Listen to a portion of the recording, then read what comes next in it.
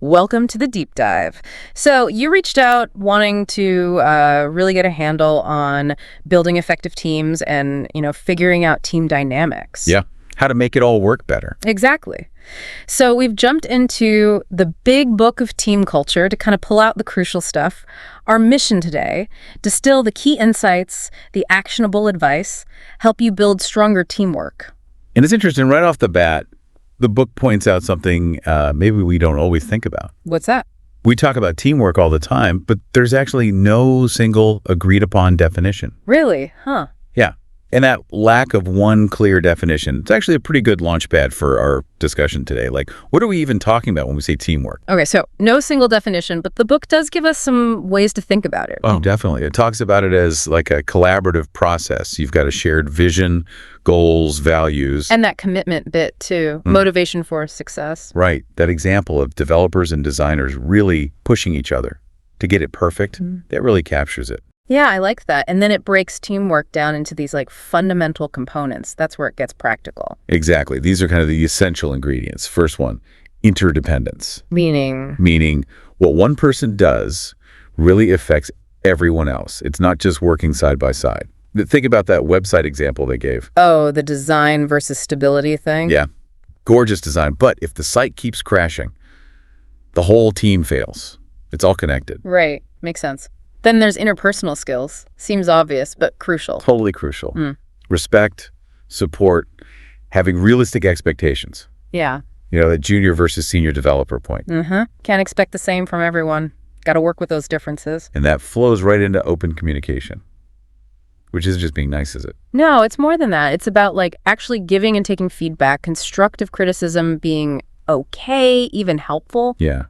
That young designer example, being open to advice, that helps everyone. The designer grows, the team gets better results, it builds trust. Yeah, definitely. Creating that safe space to share and learn. Okay, what else? Team composition. Right. Not just throwing people into a room. It's about the right mix.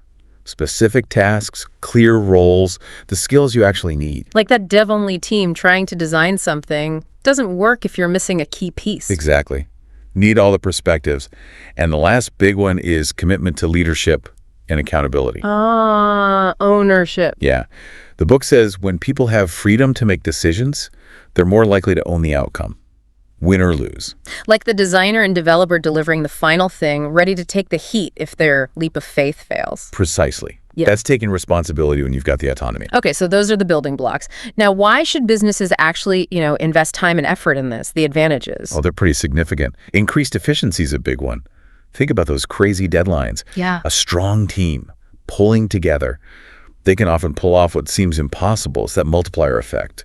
Shared problem solving. For sure. And less employee turnover. That's maybe less obvious. But really important, the book's comparison to your favorite bar.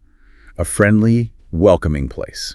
Yeah. Except you're actually working towards something together. Right. That positive vibe, feeling supported, it genuinely makes people want to stay. It really does. People want to feel valued, part of something. And the last advantage mentioned is workforce flexibility. Teams can adapt to change way faster than rigid individual roles usually. Because they have that built-in adaptability, yeah. Okay, so lots of good stuff.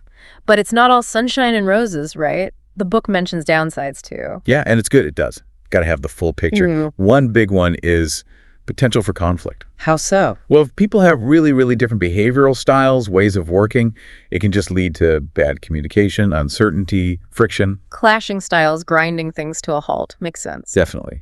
Another challenge. Evaluating individual contributions. It's tricky in a team. Because it's all shared effort. Exactly. Who did what? Who went above and beyond? Who maybe didn't pull their weight? It can cause real dissatisfaction. High performers feel unseen. Underperformers might coast. Is there a good way to measure it? The book kind of says, not really perfectly, mentions things like 360 reviews as an attempt, but yeah, it's tough. Okay, what else? Analysis paralysis. Ever seen that? Oh, yeah. Overthinking things into oblivion. Right. The team just talks and talks and analyzes, but never actually does anything. Costs time, money, even reputation. But the book says good teams avoid that more often. Yeah, generally. Balanced teams with a bias towards action are less likely to get stuck there. Okay, so we've got the definition, the pros, the cons. Now let's get practical. Yeah. The book's full of real-world examples. I liked these. Yeah, these really show how it works in practice. Like ResumeCompanion.com's onboarding. The three-step thing. Yeah. New hires shadow a coach. They get put in small, diverse teams right away, and they even rotate leadership roles. It's all about quick integration, building connections. And that role switch idea in their web and marketing department. Oh, that was cool. Swapping jobs for a day. Imagine the empathy that builds. Understanding what your colleagues actually do. Powerful stuff. Breaks down assumptions. Builds respect. Totally. Then there was Badger Maps. Their customer relations team did specialization and cross-training. Best of both worlds. Kind of. Boosted individual skills and teamwork. More productive overall. And GuideFitter. They did something different. Break times. Non-work chats. And weekly win recaps. Yeah. Sharing professional and personal successes. Things like a good morale booster. Builds that human connection. Absolutely. Those informal spaces matter. The book also mentioned team traditions, regular socials, lunch clubs, even company weekends away. Building that team identity, camaraderie. Exactly. And Community Tax had that peer recommendation system. Where employees recognize each other. Yeah, but managers review it. So it's genuine appreciation, not just a popularity contest. Smart. And for conflict, some slightly unusual suggestions from Laura McLeod. Yeah, the pantomime in a circle. And the controlled yelling exercise. Definitely unconventional, but addresses the emotional side, I guess. Right. And then Fantastic Cleaner's spotless exercise. Quick cleaning task, limited tools. Forces cooperation and sharing. Very practical. Simple, but effective. And finally, the book mentioned temporary project teams ending. Bittersweet, maybe? Yeah, sadness, but also accomplishment. Shows strong bonds were formed. That's a good sign of real teamwork happening. These examples show there are so many ways to approach this. Now, the book brings up a classic model, Tuckman's 5 stages of team forming. Ah, yes, Tuckman. Really useful framework for understanding how teams naturally evolve. Stage 1 is forming. Just getting together. Pretty much. Individuals coming together, maybe some awkwardness, uncertainty, people figuring things out. Then comes storming. Sounds stormy. It can be. Friction starts. Disagreements, personality clashes, maybe resistance to goals or how things are done, people asserting themselves. Okay, if they get through that. Hopefully they move into norming. Relationships start to solidify. Shared ways of working emerge. Rules, expectations, cohesion grows. And the goal is performing. Right. Where it all clicks. Team stable, motivated, good at solving problems. Roles might be flexible. People appreciate each other's strengths. But it's not always a straight lineup, is it? Crucial point. The book says big changes, new people, new goals can knock a team back to an earlier stage. It's dynamic. Good to remember. And the final stage. Adjourning. When the project ends, or the team's purpose is fulfilled. Mixed emotions usually. Accomplishment, maybe some sadness. Understanding their stages helps you navigate the bumps. Now, the book makes a big deal about the difference between a group and a team. Not just words, right? Not at all. The elevator analogy is great here. Remind me. People in an elevator, that's a group. Shared space, maybe? But if it gets stuck... They suddenly have a shared goal. Get out. They become a team. Exactly. That shared goal is the key differentiator. Teams usually mean more communication, better collaboration, synergy, focused energy. Yeah. Byron Bendara, the trainer, he emphasized that. Groups have mostly separate tasks. Teams have interdependent tasks, all focused on that common mission. He sees huge advantages in team-based setups. Better coordination, handling pressure. But groups aren't always bad. The book mentions situations where they work better. Right. Temporary stuff, needing quick action maybe. And sometimes a diverse group without a formal team structure can spark really unconventional ideas. Like Ben Friedman's approach at Allset for new ideas. Yeah. Pulling people from different departments, crucially with no authority figures in the room. Gets wider perspectives, less hierarchy stifling things. So it depends on the goal. Moving from group to team can be tough, though. Resistance? Definitely. Need clear communication about the why. And yeah, someone stepping up as leader can sometimes cause friction if not handled well. Needs that upper management support. Makes sense. Okay, so foundation laid. Let's get into the different types of teams the book talks about. More specific structures. Yeah, good breakdown. First, project teams. Pretty straightforward. Formed for a specific project. Clearer goals, roles, deadlines. Exactly. And often good for mentoring, too. Mixing experience levels. And self-managed teams. These sound interesting. They are. The team itself organizes the work. might handle customer support directly. Valve, the game company, is the example. Huge emphasis on individual responsibility, autonomy. Does it always boost productivity? Not necessarily. The book cautions. Can boost job satisfaction? Sure. More challenging work, but needs specific skills, more training time maybe. Not a magic bullet. Okay, virtual teams. Very relevant now. Hugely. Teams spread out geographically, relying on tech. Big pluses are work-life balance, accessing talent anywhere. Downsides. Need really clear communication, strong trust, good leadership to bridge that distance, potential cultural gaps. Right. Operational teams. These are the everyday ones. Yeah, often department-based. Ongoing day-to-day tasks. The book uses that baton passing analogy. Work moves sequentially. Needs a manager with oversight. Cross-functional teams next. Bringing different skills together. Yep. People from sales, marketing, product maybe, all working on one goal, like a marketing campaign. Benefit is diverse perspectives. Challenge. Communication, again, different priorities. And finally, contract teams. External specialists. Right. Brought in for specific projects. Project manager role is key for communication, especially if they're remote. They own the success or failure. Understanding these helps you pick the right structure for the job. Definitely. Okay, now for this cool concept. Gelled teams.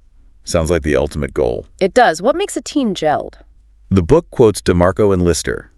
It's when a team is so tightly knit, so in sync, the whole is way more than the sum of its parts. Wow. Yeah. Success chances shoot up. They often need less traditional management. They're just intrinsically driven. What are the signs? How do you know a team has gelled? Strong synergy. That unspoken understanding. Private jokes, catchphrases. They might hang out after work. You could often feel that connection. Can you make it happen? Or is it just luck? Well, the book says managers can't force it, but they can remove the barriers that stop it from happening naturally. Like what? Avoid defensive management. Trust your experts. Be okay with occasional flops. Fear kills innovation and that openness needed for gelling. So, no micromanaging. Definitely not. Cut the bureaucracy, the pointless paperwork, keep teams focused, maybe one developer per team. Set realistic deadlines. And, importantly, keep the team together. Physical space matters. Minimize distractions, noise, interruptions. Create the conditions for chemistry to happen. Got it. Now, once you have a team, gelled or not, how do you boost productivity? The book had a bunch of ideas here. Loads. First, pick the right management style. Free rein for seniors, maybe. Coaching for less experienced folks. Adapt. RWE. Results only work environment. Yeah, measure output, not just hours clocked. Great for remote teams, right? Trust people to deliver. Makes sense. What about accountability? Transparency helps. Clear tasks, deadlines. Maybe tracking late tasks can spot slackers, but got to be careful not to create a blame culture. It's a balance. And feedback within the team. Crucial. Everyone knowing what others are doing reduces that social loafing tendency. That weekly transparency email idea from Talkative. Simple, but effective. What was said, done, planned keeps everyone looped in. Okay. And the idea of getting rid of meetings, that'll get some cheers. Yeah, maybe gradually. Explain why. Get feedback, shorten them, reduce attendees, shift to one-on-ones, use collaboration tools more.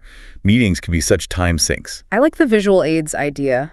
The war room, whiteboards everywhere. Yeah. Brainstorming, tasks, mind maps, makes it tangible, shared, keeps things visible. Simple things too, like short walks. OWDT does hourly walks.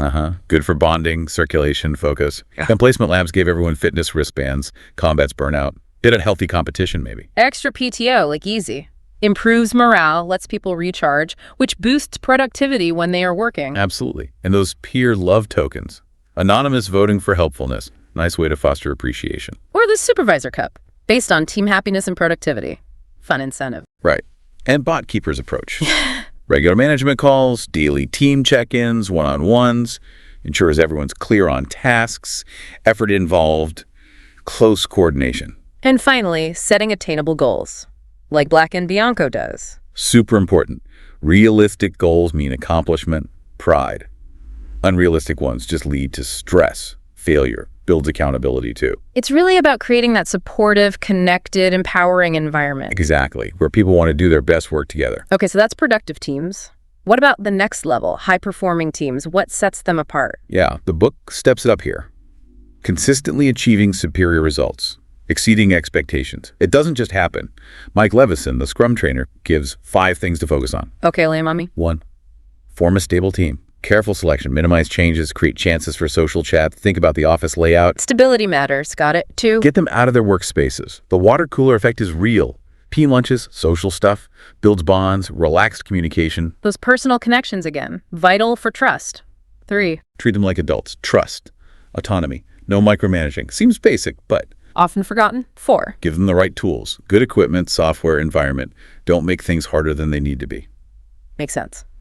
And 5. Celebrate success, recognition, positive feedback, keeps morale high, reinforces good work. Fundamentals, really, but powerful when done consistently. The book also lists characteristics of these teams. Yeah. Clear, shared understanding of goals, shared leadership, people step up based on expertise, mutual trust, deep trust, open communication, everyone feels safe, focus on results, solutions, adaptable to change. And it breaks down the key elements further: goal, strategy, process, climate. Right. The goal, clear, reevaluated, shared by all. The strategy for cooperation, clear roles, compatible, complementary, complete, congruous, covering everything. Wow, very specific on roles. Yeah, emphasizes how they need to fit together. The process of cooperation, streamlined workflows, how the team thinks together, always improving, and the climate of cooperation, solid relationships, trust, understanding, sincerity, respect, acceptance of differences, mutual accountability. It sounds amazing when it all comes together. The book says being on one feels different. Totally. Exceeding expectations, becoming indispensable, and the flip side, going back to a less effective team after that, feels like punishment, demoralizing. Right. Okay, switching gears slightly. Dr. Belbin's team roles, this stuff is fascinating. It really is. Belbin found team success depends less on individual IQ, more on how members fit together, the roles they play. Successful teams, diverse, compatible roles. Unsuccessful, often conflicts from similar tendencies clashing. So just getting all the smartest people, the A players, isn't the answer. Nope.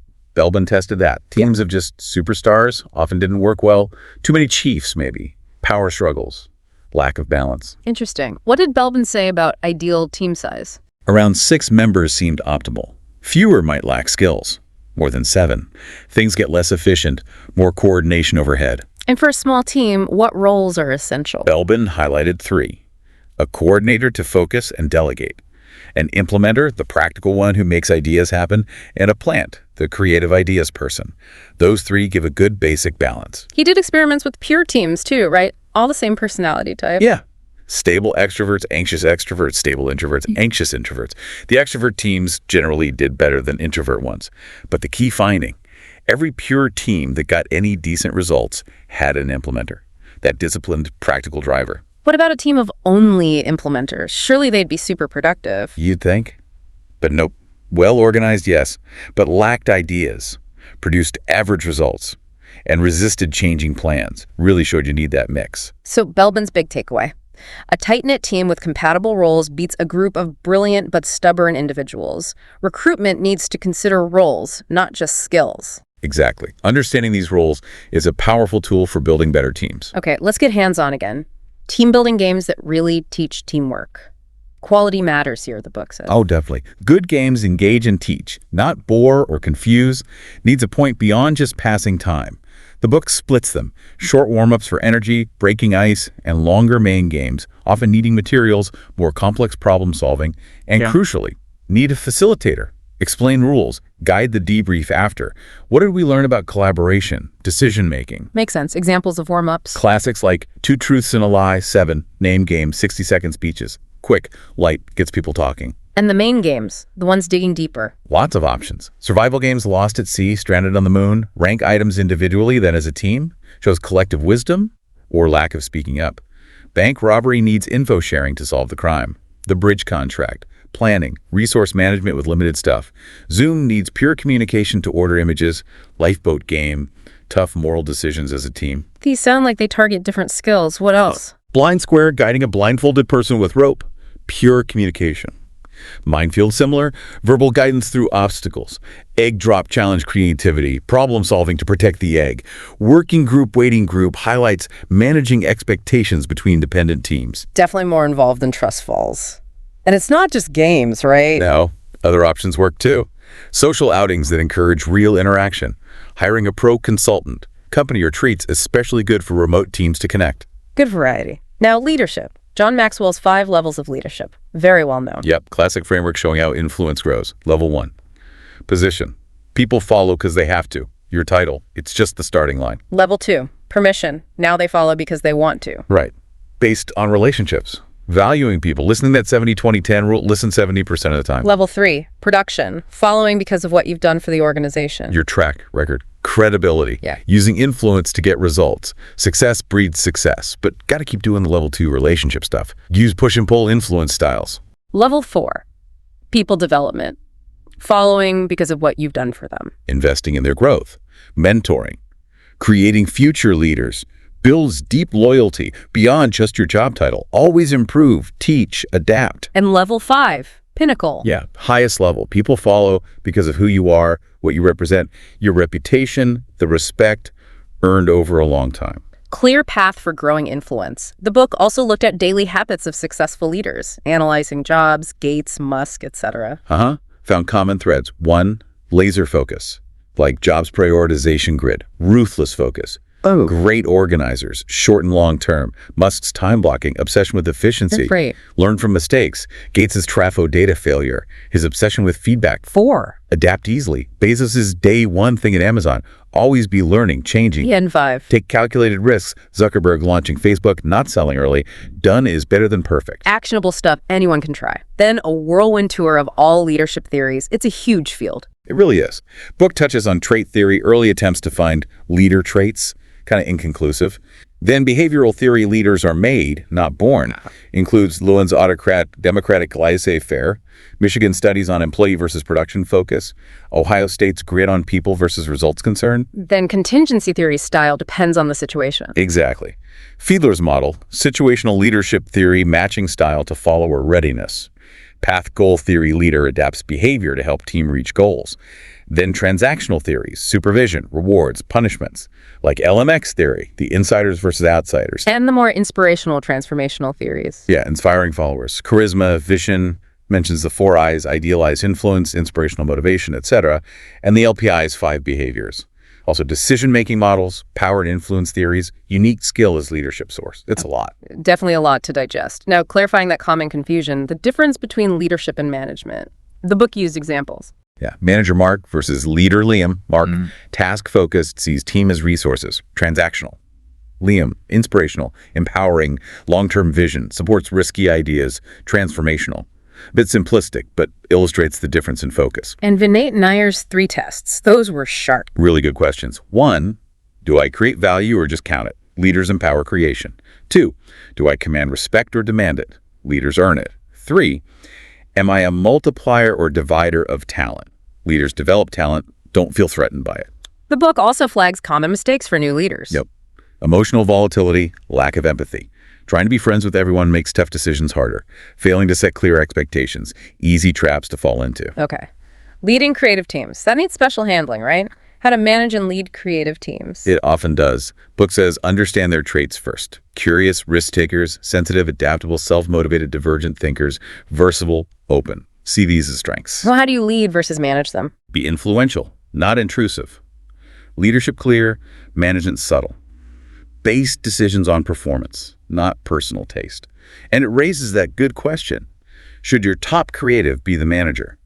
Skills are different. Good point. Practical management tips. No micromanaging. Give a roadmap, parameters, then space. Provide meaningful work. Tap into their inspiration.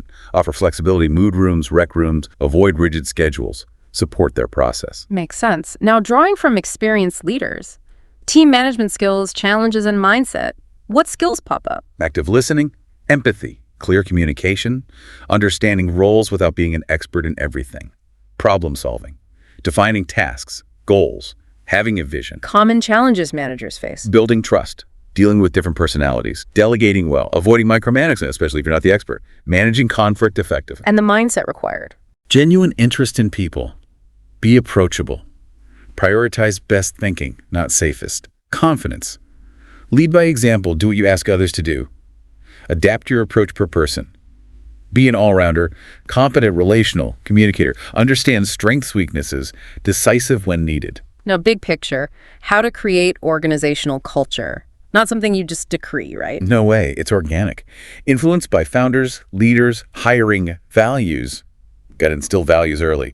Brian Clayton's quote, "Hire people you'd actually hang out with," tells you something. Hiring for fit is huge then. Kuhner's intense process. Yeah, demanding ads, videos, weird questions, company-wide decision, all to filter for fit. And Heen Lee rejecting a skilled candidate for lacking respect. Culture trumps skill. Shows how important it is. Set the tone early, stick to it, but also adapt. Exactly. Butterscotch shenanigans always know why, constantly revisiting why they do things. Culture evolves. And psychological safety, making people feel safe to fail. Procurify's example. Crucial. I can hint 'em. Bad ones help create more opportunities. That mindset allows risk-taking. Every culture is unique, like Inspire Hope learning from mistakes, prioritizing feedback, flexibility, ideally. Feels like family, like Veterans United Home Loans aims for. Passion, positivity, recognition, relationships. So culture is vital, but it's a living thing. Needs constant attention. Definitely. Ever-changing, needs regular revision. And how does team culture impact team performance? Big time. Mismatched cultures kill performance. Digital nomads in a rigid structure, they'll leave. The book outlines types of cultures. Like what? Innovative. Wavy. Experiments, risk, learning. Tech startups, bureaucratic rules, hierarchy, stability. Government, creative. Innovation, freedom, out-of-the-box thinking. R&D, agencies. Caution on cult-like extremes. Control, structure, discipline, low risk. Manufacturing. And the impact on performance. Different cultures suit different teams. Okay. Creative culture, great for agile startups. Controlled culture, not for energetic creatives. Alignment is key. Okay, measuring effectiveness. KPIs of effective team management. Beyond just task completion. Way beyond. Simple metrics are partial. Need SMART goals first, then define KPIs. Desired outcome, why it matters, how to measure, review frequency. Reevaluate often. And measure employee engagement separately. Yes, vital. Book highlights 3 key people KPIs. Employee Satisfaction Index, ESI. Happiness via surveys, interviews. Employee Engagement Level, EEL. Commitment to mission, often via Gallup-style surveys. Employee Advocacy Score, EAS. Likelihood to recommend working there. EAS uses that net promoter calculation, promoters minus detractors. Yeah, negative score is bad news. Aim for over 30. Like Microsoft, Apple. Do it regularly. Ask why to find pain points. Crucially, act on the feedback. So it's about employee happiness, engagement, advocacy. Takes patience, adaptation. Exactly. Understand the human engine driving performance. Now let's bust some myths. Common collaboration myths. Collaboration isn't always the answer. Nope. Can hinder productivity sometimes. Linux, Wikipedia, often built by individuals working alone, asynchronously. Deliberate practice, needed for improvement, needs solitude. Kafka quote supports that. And open plan offices, often sold as collaboration hubs. Research says, maybe not. More interruptions, noise, can lead to hostility, less motivation, insecurity. Links to more job changes, sick days, higher blood pressure, arguments, privacy issues, less social interaction, higher heart rate. Yikes. So what is productive? A mix. Quiet space for focus, small offices, casual mingling space, meeting rooms. Presence of others can hinder problem solving too. Peer pressure. Yeah. And group brainstorming. Often less effective than individuals working alone, than pooling ideas. Social loafing, production blocking, evaluation apprehension get in the way. So brainstorming is bad. Not necessarily for social cohesion, maybe, but not always for best ideas. Exception. Online brainstorming combines individual thinking with bouncing ideas. Works better with bigger groups, too. Need to be deliberate about how we collaborate. Exactly. Understand the downsides, too. For hiring managers, is a candidate a good cultural fit? Super important for retention. Crucial. Bad hire cost can be 3x salary. 2 steps. 1, define your culture. 2, assess if candidate fits. How to define the culture. Ask deep questions. Work style. Collaborative independent. Decisions. Consensus top-down. Communication. Verbal written. Direct indirect. Meetings. People style. Individual team success. Formal informal relationships. Risk tolerance. Feedback style. Work-life balance. Get a clear picture. And assessing the candidate. Use targeted questions. Lou Adler's 5 dimensions help. Pace, handle change speed. Change orientation, embrace new ideas. Team orientation, individual versus group focus. Managerial style preference, what do they need, hate in a boss? Like what must your superior never do? Job fit, personality match, role. Behavioral questions help too, focusing on past experience. Definitely. Tell me about a time. How they planned, managed, succeeded, what environment and sources they like, manager style preferred, skills used, mistakes made, what they enjoyed, disliked, how they influenced others, reveals a lot about potential fit. Okay, friction point. Why misunderstandings happen? So common. Yep, Big drop-off from sender to receiver, message gets lost. Yeah. Sender skill, medium limits, email versus face-to-face. Noise distractions, receivers decoding based on their own experience, their field of experience. Like the prototype versus comp example. Client didn't get the difference. Exactly. Different backgrounds, different interpretations. Shared experience reduces misunderstanding. So think about how you express it, the medium environment, the other person's likely experience. Communication patterns matter too. Circle, chain, Y, network. Network is often best online, direct communication, less distortion. Avoids that monkey on the back problem too. Where the manager takes on everyone's problems, becomes a bottleneck. Right. Solution. Set boundaries. Empower them. Consultation means they leave with the solution, not you with their monkey. Good tip. Now, inevitable conflicts. How to resolve conflicts within a team. Focus on preventing destructive conflict. Some conflict is okay, even healthy. Address it early. Sources, communication issues, structural things, personal differences. Mary Parker Follett's 3 ways managers handle it. Dominance, compromise, integration. Right. Dominance force. One wins. Fast, but breeds resentment. Compromise. Middle ground. Both give up something. Quick, but nobody fully satisfied. Integration. Find a solution satisfying everyone. Ideal, but needs time, trust, respect, open communication. And that conflict mapping tool from Paul Ware sounds detailed. Very thorough. Map the context, history, trigger, parties, who, goals, power, relationship, issues, real causes, dynamics, escalation patterns, past attempts, and transformation, desired outcomes, solutions, resources, plan. Helps understand all angles. A mediator can use it too. And the 5 individual conflict styles. TKI model. Avoiding low assertiveness cooperation. Accommodating low assertiveness high cooperation. Compromising medium. Competing high assertiveness low cooperation. Collaborating high. Book explains pros cons of each, when they're useful or not. You can even take tests to find your style. Goal is productive conflict. Intervene if it gets destructive. Now the really difficult stuff. What are toxic workers? These are the tricky ones. Often seen productive individually hit their numbers, but wreck team morale, productivity, collaboration. Spread negativity, drama, ignore rules, undermine people. Others feel uneasy around them. Why do they stick around? Sometimes that individual productivity masks the damage. And the book notes, disturbingly, sometimes unethical workers have longer tenures by gaming metrics. They might trade quality for speed. But the cost is huge, right? Massive. Avoiding one toxic hire is worth more financially than hiring a superstar, according to one study cited. The negative impact on the team outweighs their output. Good people leave because of them. Can even make average performers look bad due to the chaos.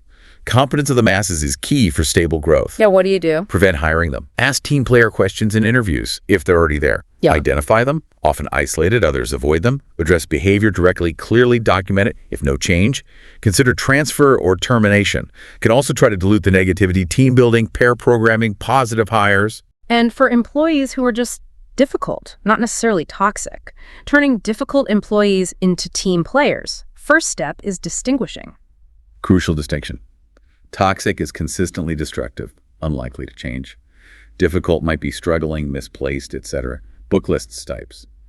The pessimist, constant negativity may be channeled into reality checks. The N ever-present, absent for tough stuff, needs clear responsibilities goals. The slacker, low motivation, find reasons, challenge them, consequences. The misfit, wrong role discuss, redefine position. The wise guy, smart but arrogant, give task analyzing impact, peer feedback. The bootlicker, boss pleaser, peer review helps. Yeah. The gossiper, redirect to interaction-based projects. The narcissist, self-centered, unlikely to change, manage impact, document, potentially remove. Key seems to be address early, communicate clearly, understand why, offer chances, but be ready for tough calls if needed. Absolutely. Invest, support, but protect the team's health ultimately. And the book ends with further reading, reminding us this is an ongoing journey. Always more to learn in this area. It's so dynamic. Wow. Well, that was a proper deep dive into teams and teamwork, all guided by the big book of team culture. We really covered the waterfront, defining teamwork, pros, cons, improvement strategies, team stages, types, gelled versus high-performing, Belbin roles, games, leadership levels, habits, theories, leadership versus management, leading creatives, management skills, culture creation, culture's impact, KPIs, collaboration myths, cultural fit, misunderstandings, conflict resolution, toxic workers, and turning difficult employees around. Phew. It's a huge amount, isn't it? Yeah. But boils down to understanding people, collaboration, and intentionally building the right environment for success. So our final thought for you, listening in. Think about that balance in your world. Individual brilliance versus collective synergy. Where do you need to focus more right now to unlock your team's potential? And what's one small thing you could do, maybe even today, to make your work environment a bit more cohesive, more effective? And maybe ask yourself, are you really building a team? Or just managing a group? Lots to think about. Thanks for taking this deep dive with us.